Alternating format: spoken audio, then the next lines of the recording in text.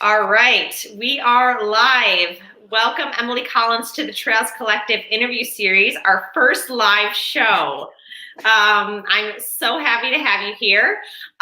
So we're gonna try out a couple different things. I am still experimenting with this platform, so I think I can get this introduction video to play, and let's see if it works.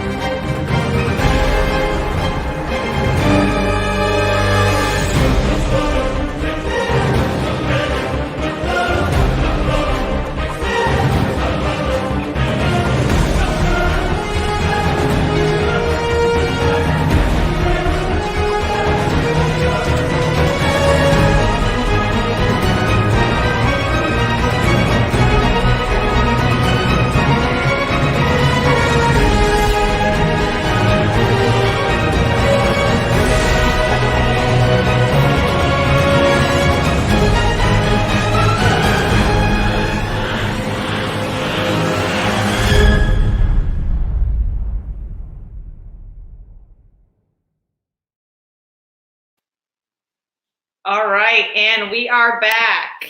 Emily, I think you need to unmute your mic. Okay, there we go. Yeah. Awesome. Well, welcome. How are you doing tonight? You know, I'm awesome. I'm feeling really, really good. I think I'm fitter than I've ever been, and it feels great. So it's very odd to feel good during a pandemic, but I feel great. So thanks for having me.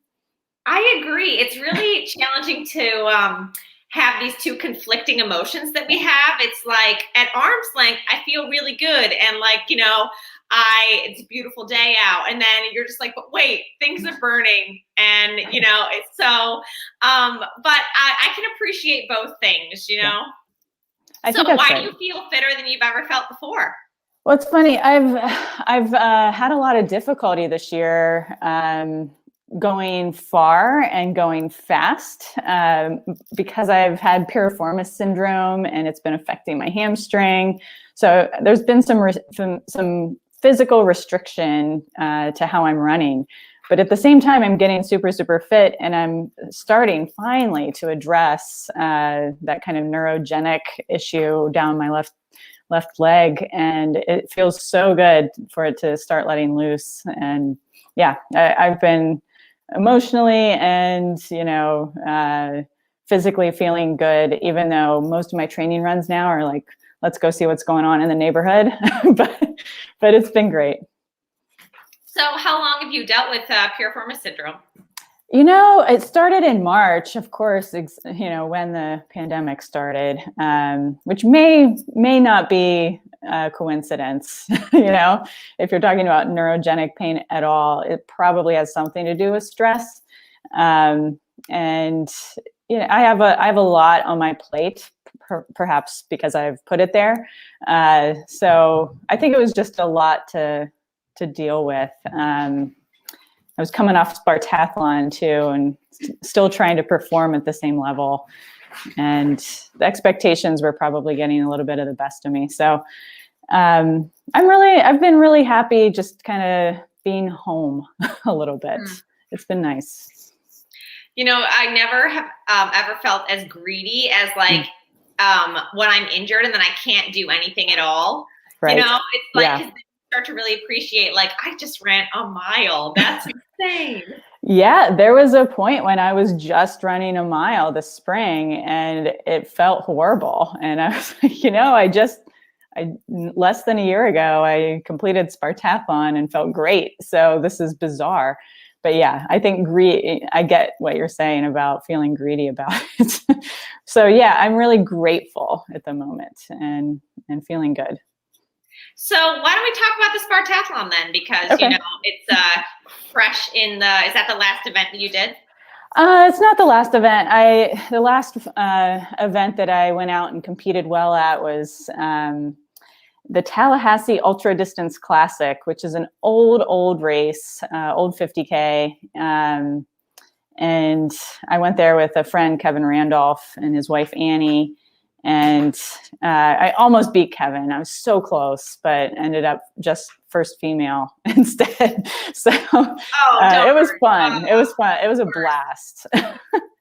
So, but yeah, almost got him. Almost got Kevin. And you were dealing with Piriformis Syndrome when you did this?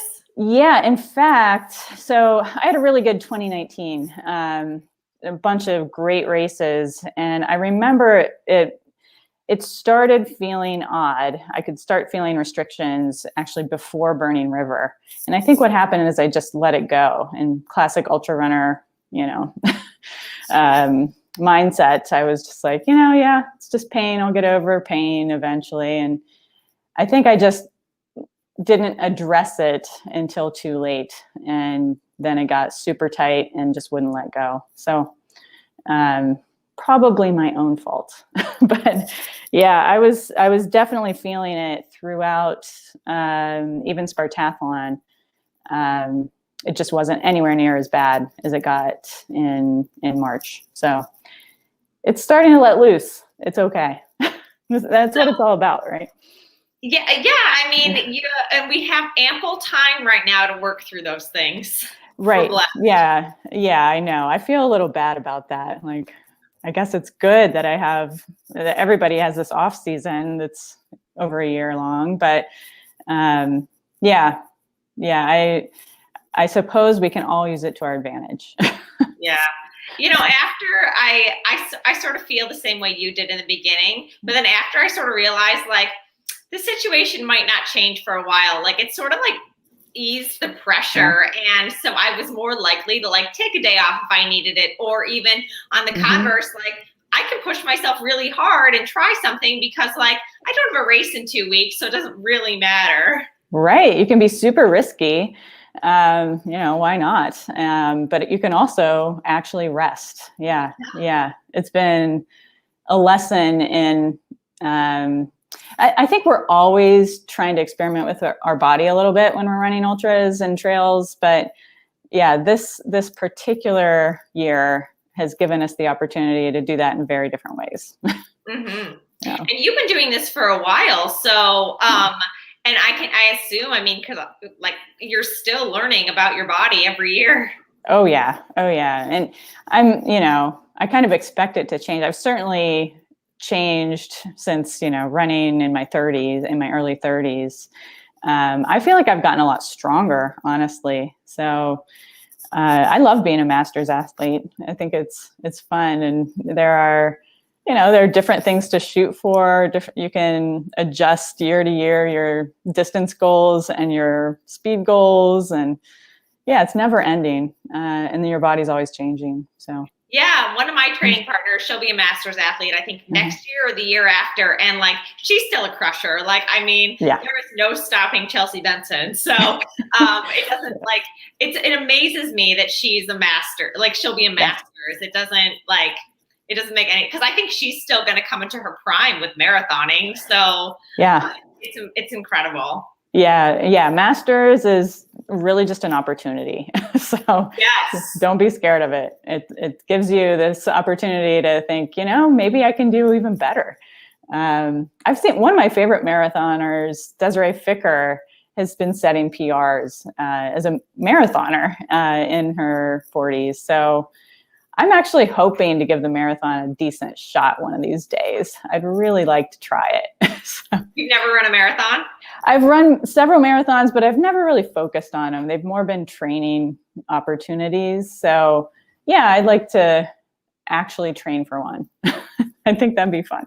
What draws you? Why now? So I regularly tell friends that I think the marathon is harder than the 100. And I honestly think it's true. And people look at me like I'm insane, but just the intensity level of a marathon, there's no other race where you put that level of intensity into place over that amount of time. And maybe the 50K, I suppose. But even the 50K, I think, is a very, very different race. At Caumsett, 50K, I ran a 4:04. I was really hoping to get under 4 hours. And that made me think, man, I should actually try, to go fast in a marathon. But yeah, I can also recall doing so many marathons just as training races that I felt like, oh, I just can't wait for 100. It's going to be so much less intensity. I can go out and just run and, do it at an easy pace. So I think that's what compelled me to think that hundreds are easier than a marathon. Maybe I'm wrong, and I suppose it's all very personal. But no, you're making me actually maybe I should try 100. I think marathons are so hard. They're ridiculously hard. 10K is even harder, and I've never run one of those either. So I'll let you know. I also think the 5K is super hard. So maybe I'm just not the sprinter I thought I was at one point. I went when I was in high school, and I didn't run in college, but when I was in high school, I was a sprinter. So I was running like the 200 meter and the 400 meter. So I've always thought of myself as a sprinter turned 100 miler, but maybe that's just not true. I mean, to the other ultra runners in the hundreds that you do, you probably are the sprinter. I do like at least in my head, I think in the last 20 miles of 100 that I can go fast.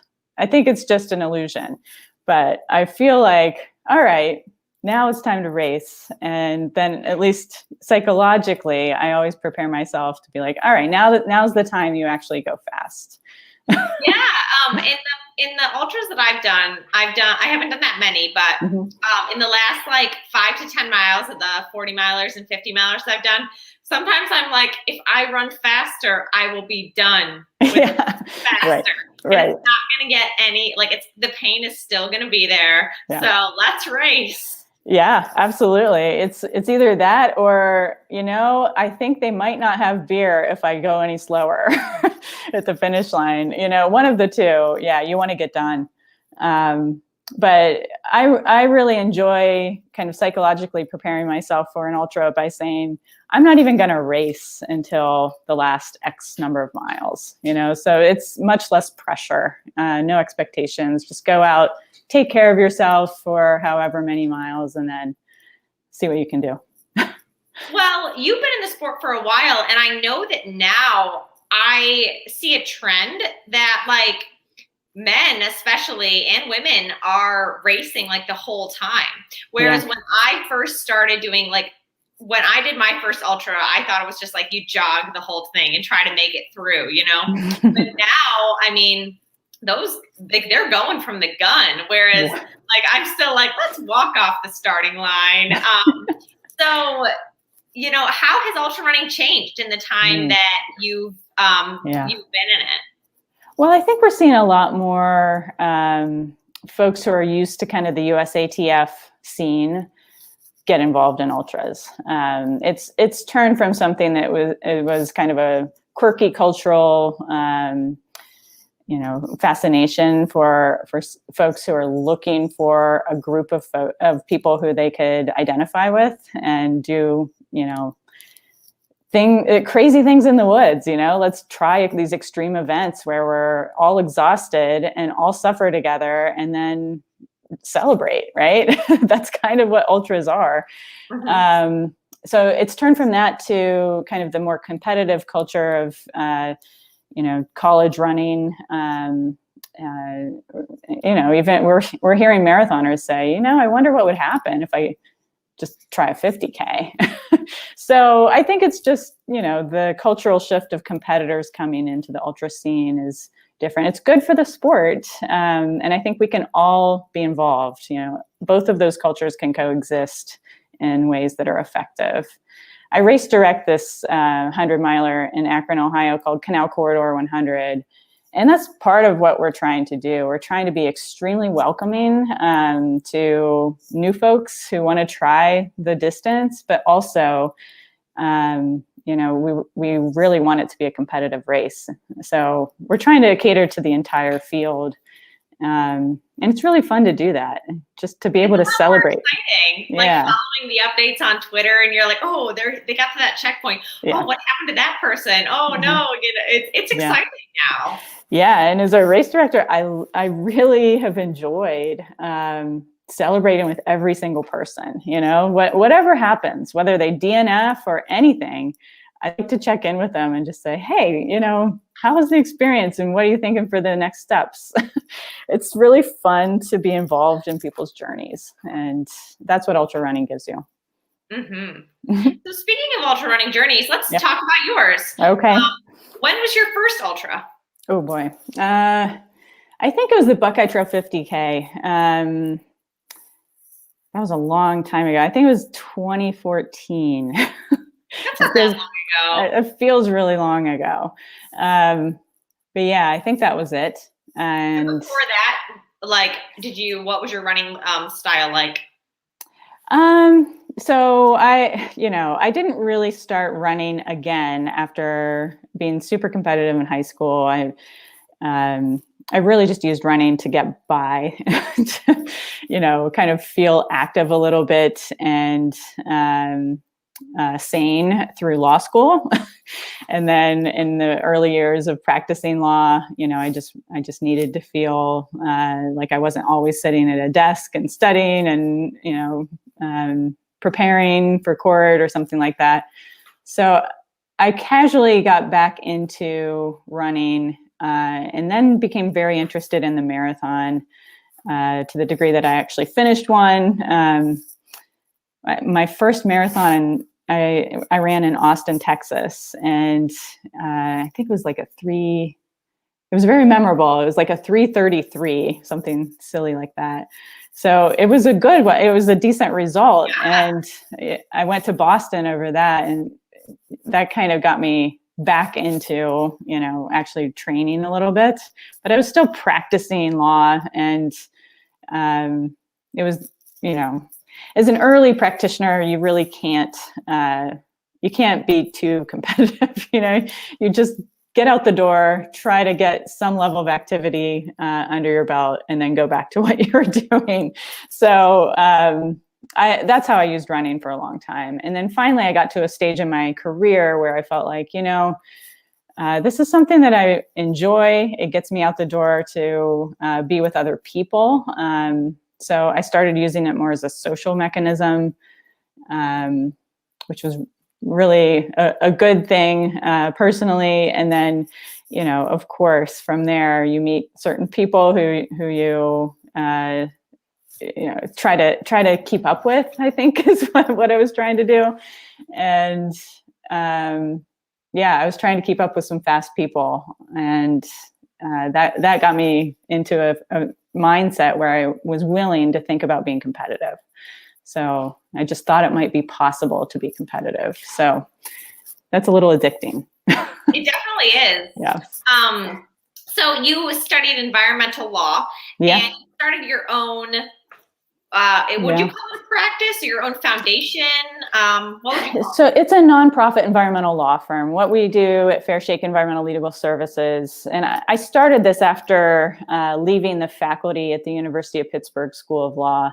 So at the University of Pittsburgh, I was running something called a clinic, an environmental law clinic. And clinics in law schools are kind of like residency programs for doctors. So when doctors go do their residency, they do it in a practice-based setting. So in a clinic, the same is true of law students at that stage. So they are practicing law under my supervision in the context of something like a law firm. So I was doing that, and I started realizing in Pennsylvania that this was like 2008, 2009 when I started working there. I started realizing that this, fracking boom that was happening in Pennsylvania was yielding a lot of need. So landowners just didn't have anywhere to turn for help. At the same time, my students, they all loved working on these cases and helping actual people.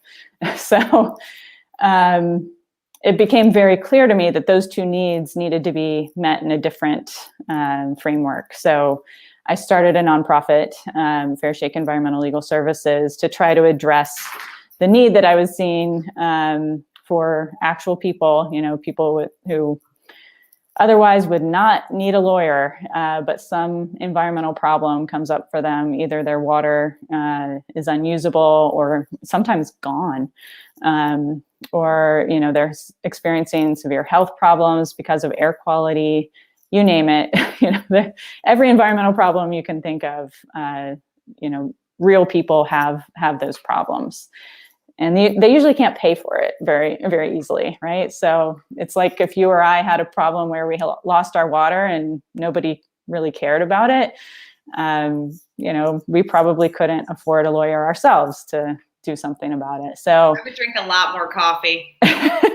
Yeah, right. If you could find water for the coffee. So yeah. So we represent those people, and we try to spin off young lawyers to start their own thing in places of need, specifically throughout Appalachia, which is desperately in need for attorneys who can be helpful. So that's what we do. And we started up in 2013. So that kind of coincides with starting ultras. Yeah. How did that influence, you're running on the trails? Like how has being an environmental lawyer, being a steward and knowing all that how has that influenced, maybe the races you choose, the way you race, maybe your own race that you race direct? Yeah. Great question. So I think it's influenced me in a couple of conflicting ways. So one is that I realize I'm extremely privileged, right? Even to go to a place that is protected and race on those trails means that I have means beyond what most of my clients have, right? So that's an extreme privilege. I notice this out west when I race out west, especially. Just being able to be present in those places is something that most poor people just aren't able to do. And a lot of those poor people are my clients. So that stark contrast is present. But at the same time, it's worth something. It's worth having green spaces and taking the idea of open, relaxing, biodiverse spaces for all. That concept is something that I carry with me all the time. And indeed, Canal Corridor 100 goes through some of the areas that I think are in desperate need of, the kinds of services that we provide. And I'm super, super proud of that. So you go through places that have seen the worst of environmental devastation and what it does to people. And some of the best stories of reclamation.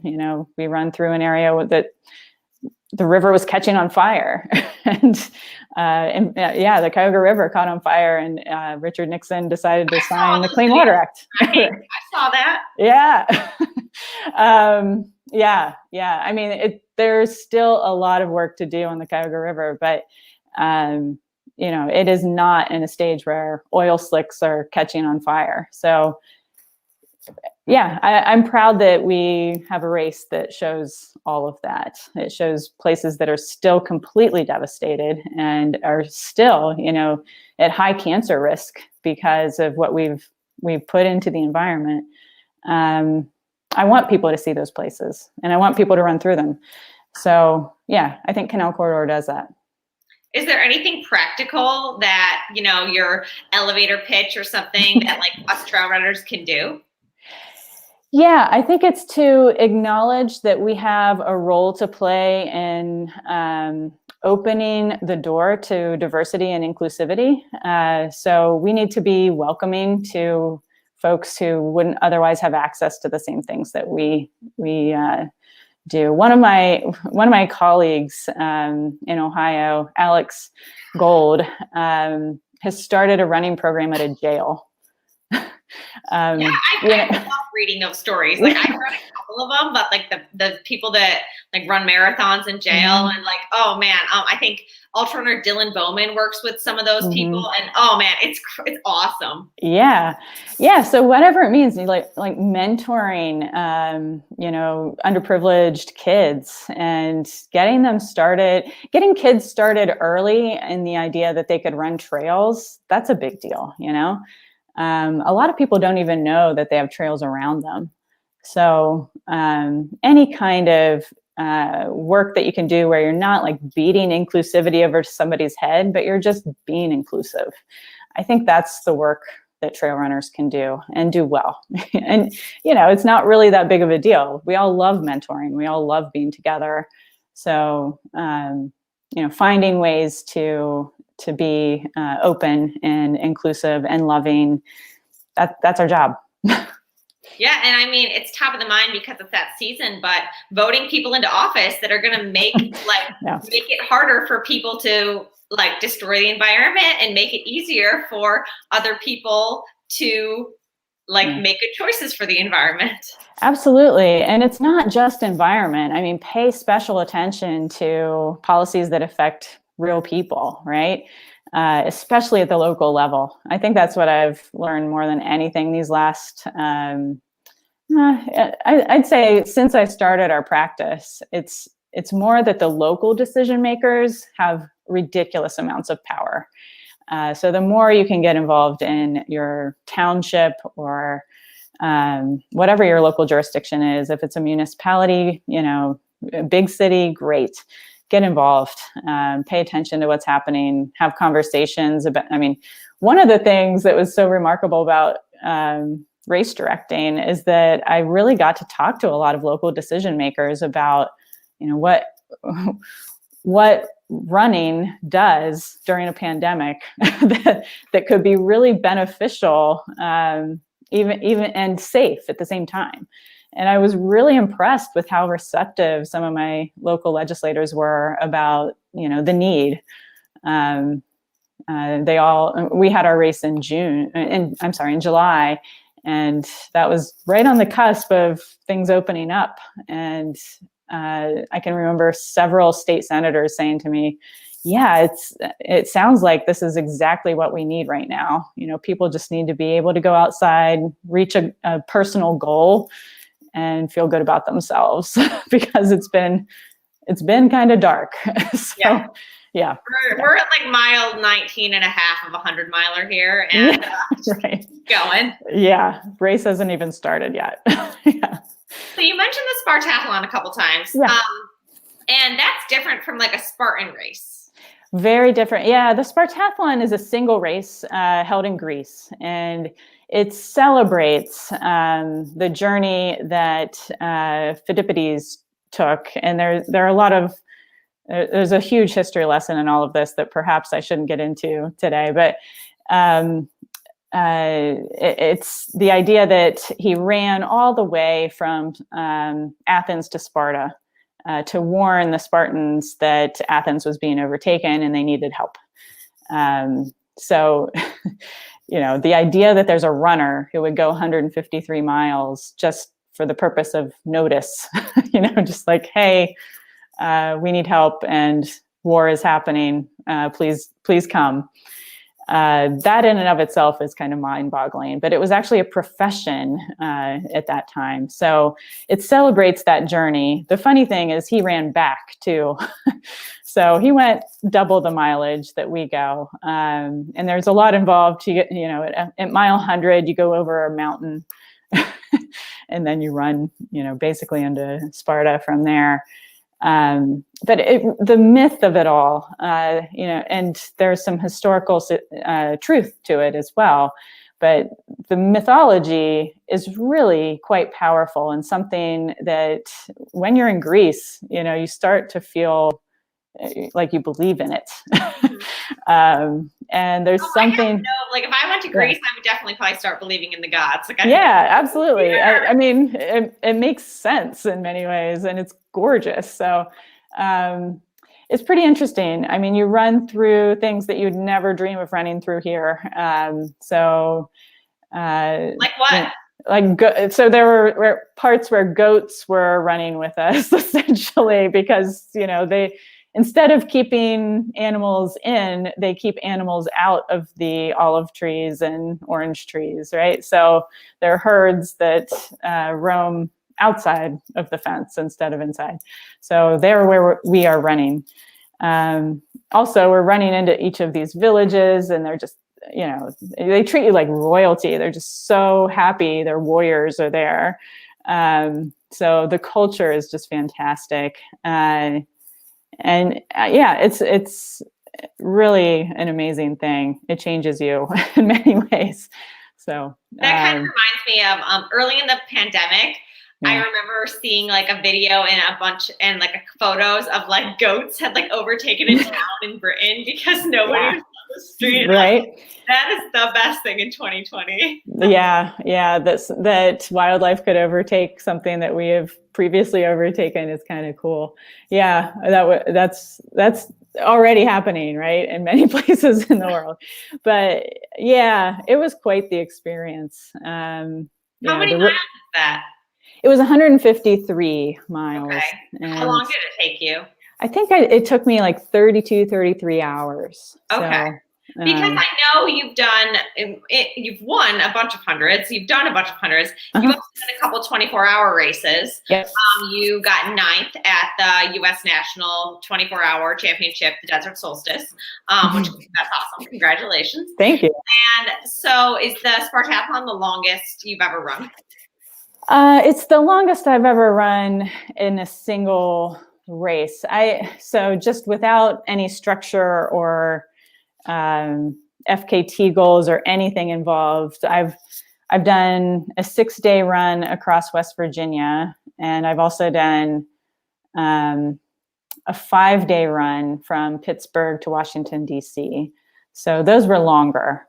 But the also 6-day run, was that with Connie Gardner and Jen Shelton when you guys? So I wanted to ask a little bit about that and how that all went down and what that was for. Yeah. So I think you're thinking of the. Sorry, of course my dog's gonna bark right now, but I think the West Virginia run was the first multi-day that I did, and I did that with Connie and Jen, and Patagonia had provided some level of support for us to do this. So, which is half the reason Jen was willing to be involved, but she was amazing. Jen Shelton is just an incredible, beautiful person. And we had a blast. But yeah, we mapped it out ourselves. The goal was literally just to run through the places where I represent people. And Connie and Jen, we're experiencing some of these things for the first time. There was a point when we had crossed into this area where there was a road on Google Earth and Google Maps, and there was zero access through. I mean, there was just no road anymore because there was a coal mine, because mountaintop removal was happening and it just was gone. So it really highlighted some of the access problems that some of our clients have to food, to any level of resources beyond what is immediately available in their little holler. So it was an incredible experience. Really, I walked away thinking that my clients are probably the most innovative and brilliant people I've ever met. I mean, they were able to make do with things that, without most of the things that we have. And they were able to do it in ways that, they should essentially patent. So it was pretty cool to see. So was it a fundraiser? No, I mean, so I think we did put out, if you want to donate to Fair Shake, then do, but I think we might have gotten like $100 or so out of it. It wasn't really about that. It was more about literally running through the places where our clients exist. So, and it was neat. It was, in part I was learning, but in part I was also teaching, what's involved with environmental impacts and how does it affect people. So that was the point of it. And then the Pittsburgh to DC run, yeah, we were trying to do the same thing. So there happens to be a path the whole way from Pittsburgh to DC. So it's a little different. In West Virginia, we really tried to map that out ourselves. So what would you say is the most difficult race you've ever done? Would you say it's like a 24-hour? Would you say it's a 100-miler? What's the hardest? The hardest. Wow. 24 hours are really hard. And the reason they're so hard is that a lot of my trail running friends who are kind of exclusive to trail running, I think what they don't realize is that they get this great ability to be distracted by usually something amazing on a trail, right? So they're moving their bodies in different ways. They're, trying to avoid roots and rocks and be agile. In a 24-hour, you typically don't get variations in your stride. You are using the same muscles over and over and over again. And you don't have anything else to look at. So at desert solstice, when the sun goes down, there's a mountain that you can see. There are several mountains, ranges that you can see, in the background. The sun's going down, and it just becomes dark, right? you only see the track. The track is all you've got. So it becomes really, really difficult to avoid your mind going into dark places. And that mind game is really, I love that challenge. I really love that challenge. It's something where you're going to feel something at one point and think that you aren't able to keep going. And then you kind of forget about it. Your mind takes a turn eventually if you keep going. But you really do have to convince yourself, that you can keep moving at a certain pace. So I love that. When you're going into those dark places, like, what are you thinking about? Oh, it's all over the place, I suppose. A lot of people say that they think about people in their lives who are inspirational or something to that effect. I'm usually trying to be very present. So I'm usually trying to be in the race. And I usually am trying to tell myself to go ahead and feel something right now, because you're going to be surprised in a minute when it goes away. So I'm usually trying to just stay in the moment, take care of myself. I mean, if you're trying to do 200 to 300 calories per hour, that's a lot of calories. So you really have to be mindful of making sure that you're getting what you need to keep going. So I'm usually trying to be present instead of and pull myself out of dark thoughts and not trying to think of other people. It's almost selfish, So although running is selfish, but it's also a beautiful thing, Yeah, I mean, what is wrong with being a little bit selfish here and there? Probably nothing. Yeah. You can't be for others all the time either, right? That would be bad. So when you ran it, I think Camille Heron was there, Courtney was there as well, right? Yep. Mm-hmm. So, you're on caliber with them, but I think a lot of the listeners would probably like to know, like, what is it like? What's it like? Like, I bet you have a lot of time to just watch them and watch what they do. Yeah. Tell us about the different styles between a Camille and a Courtney, and Oh my goodness. Do they have low moments? Like, I've ever not seen Courtney smiling. So, yeah. What was everything else like? I thought Zach Bitter was probably there. So yeah, no, it's. Well, it's the same social experience that everybody else has, right? So everybody's different. You get all kinds of personalities. Some people are always smiling. Some people, are very serious. Everybody's dealing with something, it's no different than real life. Every single person is probably asking that fundamental question, am I okay? Right? That's what we're all doing. So a lot of them are also out there to, set some standard, and it's a beautiful thing to watch them try to go get it. I think I learned the most at that particular year. I was at Desert Solstice twice, 2 years, I think, in a row. And the second year is when Courtney and Camille and Maggie and Connie and, it was just a stacked deck. It was amazing. But Nick Curry put on the most amazing performance that day. Even pacing is what he demonstrated to everybody. And what I noticed about that is that he started at a pace and pretty much ended at the same pace over the course of 24 hours.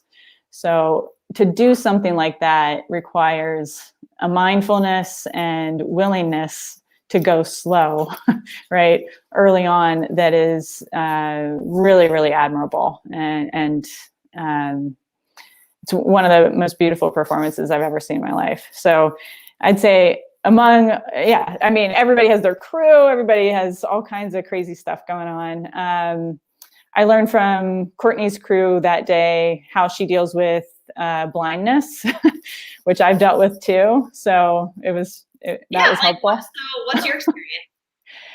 In the 24-hour national championship, where I got second female to Megan Alvarado, I think it was hour 20 or right before hour 20, I couldn't see a thing. I was running into people. It was milky white.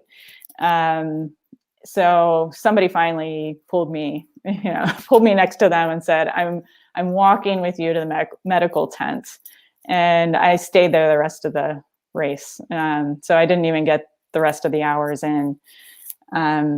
But yeah, I've had trouble with running blindness several times. I dropped from the 100 to the 50 at Tunnel Hill one year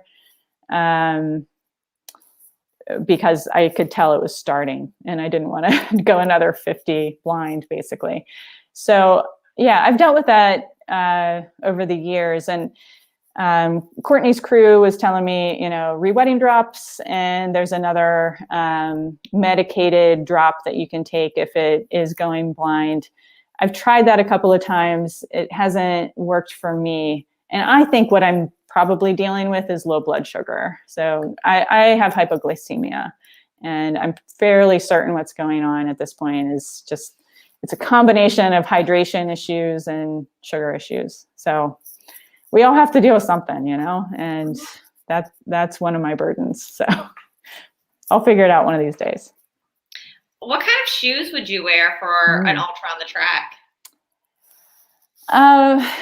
So I have worn different shoes at different times throughout my running career, my competitive running career.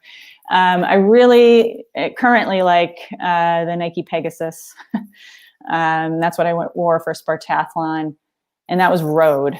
For the track, I was usually wearing a Adidas Adios Pro.